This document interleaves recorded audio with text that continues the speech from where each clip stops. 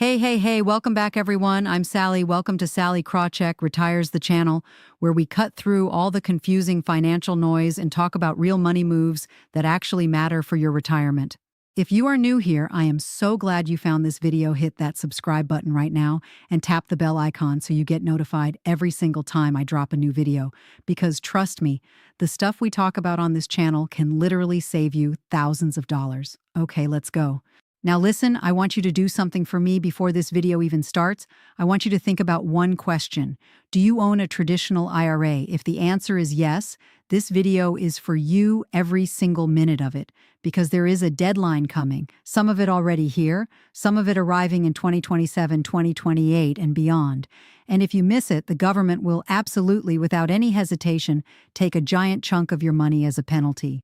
We are talking about required minimum distributions, RMDs, and the rules just changed again. So today, I am going to break down everything you need to know, what the rules are, who is affected, when your deadline is, what mistakes people make, and most importantly, what smart moves you can make right now to keep as much of your money as possible. This is a long one today, but I promise you it is worth every minute. Let us get into it.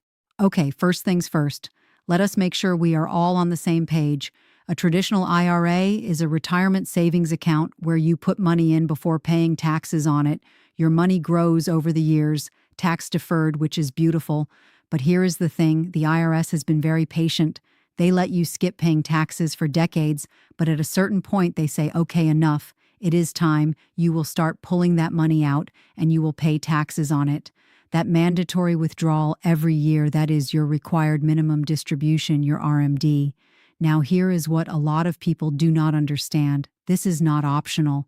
It does not matter if you do not need the money. It does not matter if you are still working. It does not matter if you have a great financial advisor who says leave it alone. The government says, nope, pull it out, pay your taxes, and if you do not, penalty, a big one. A few years ago, Congress passed something called the Secure Act 2.0, and honestly, for most retirees, it was good news. They pushed back the age when you have to start taking RMDs. Here is the timeline, and pay close attention, because your birth year matters more than almost anything else here. If you were born in 1950 or earlier, your RMDs already started at age 72. You are already in the system. You already know the drill. If you were born between 1951 and 1959, your RMD starting age is 73. This is the group most impacted right now. If you just turned 73 recently, or you are about to, your clock is ticking. If you were born in 1960 or later, your RMD age is 75. This is the big change because of Secure 2.0. You get a few extra years before the IRS forces your hand, but 75 is coming, and you need to plan for it today. Now let us talk about the penalty, because I want you to really feel this under the old rules. If you missed your RMD, the IRS would hit you with a 50% penalty on whatever you were supposed to take out. 50%, half your money gone to penalties. Good news, Secure 2.0 reduced that, it is now 25%. But wait, 25% is still massive. Let me put that in real numbers for you. Let us say your RMD for the year was $2,000. You forgot. You missed the deadline. The IRS sends you a penalty bill for $5,000. Just like that, on top of the regular income taxes you will still owe when you eventually do take the money out. Now there is a small silver lining. If you realize the mistake quickly and fix it within 2 years, the penalty drops to 10%. Still $2,000 on a $2,000 mistake, still painful, but at least it is not $5,000. The point is, missing your RMD is not a little oops. It is a very expensive oops. And a lot of people miss it simply because they did not know their deadline, or they thought they had more time, or their financial institution did not remind them. Don't be that person. Okay, this is the part of the video where I need you to really pay attention, because this is a mistake I see people make all the time, and it costs them significantly. Here is the deal. The IRS gives you what sounds like a nice little gift for your first RMD. They say you do not have to take it in the year you turn 73. You can delay it until April 1st of the following year. Sounds generous, right? A little extra time, but here's the trap no one warns you about. If you take your first RMD by April 1st, say April of 2026, you also have to take your second RMD by December 31st of that same year. That is 2 big taxable withdrawals landing in the same 12 months. What does that mean? It means your income spikes that year, which means number one, you could get pushed into a higher tax bracket.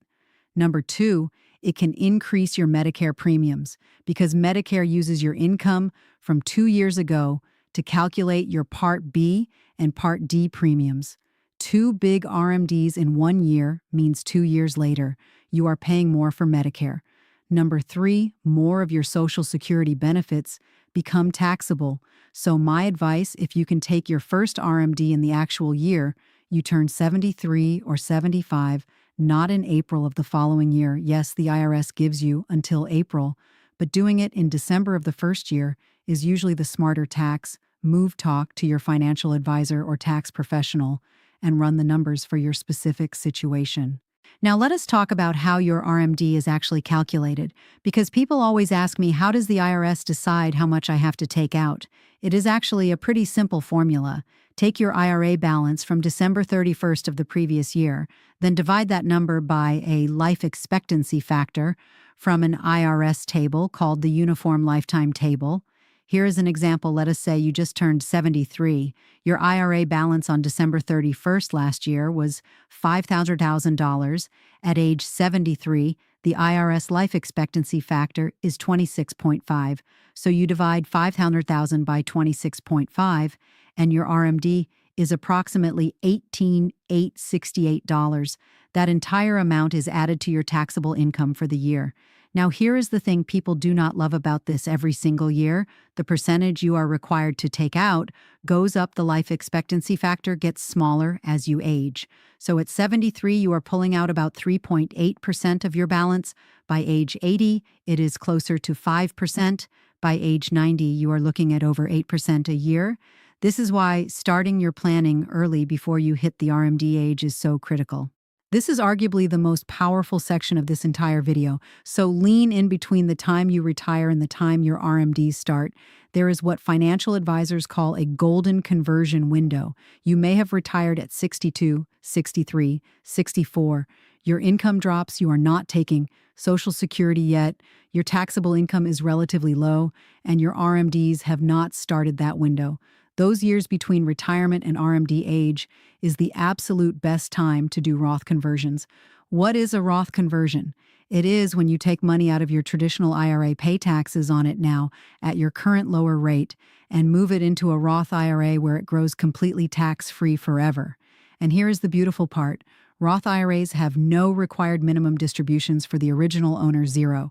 The IRS never forces you to take money out. So every dollar you move from your traditional IRA into a Roth before your RMDs kick in is a dollar that reduces your future forced taxable withdrawals, grows tax-free, and can be passed to your kids or grandchildren tax-free. Now, you cannot convert your RMD itself into a Roth. That is an IRS rule. You have to take your RMD first, and then you can convert additional amounts. But in those years before RMDs start, that is when you go smart with conversions. Talk to a tax professional about how much to convert each year, so you do not accidentally jump into a higher bracket. This is a strategy that needs to be customized to your income, your bracket, and your goals. Next move, this one is for people who are charitably inclined. And honestly, even if you do not think of yourself as a huge charity person, you should know about this. It is called a qualified charitable distribution, or a QCD. Here is how it works. Once you are age 70 and a half or older, you can transfer money directly from your IRA to a qualifying charity up to $5,000 per year.